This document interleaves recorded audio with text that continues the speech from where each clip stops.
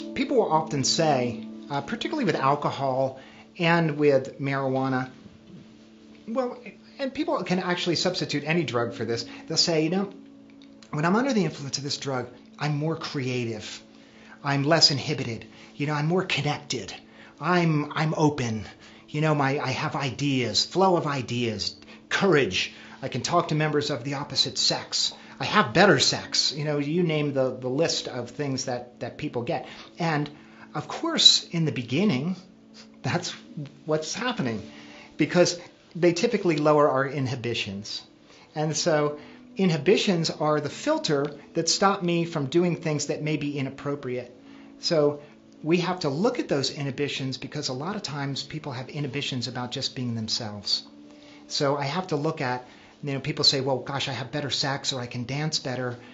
We have to ask the question, well, what is it about your belief system that you need to be high to have better sex or to dance better?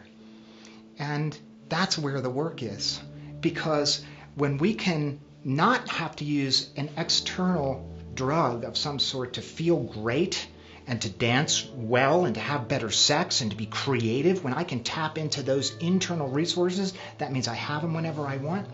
I'm not going to be addicted. There are no side effects. And I can tell you the creativity is way more. The sex is way better. All these things that we're using drugs to so-called enhance actually become inhibited by the drug.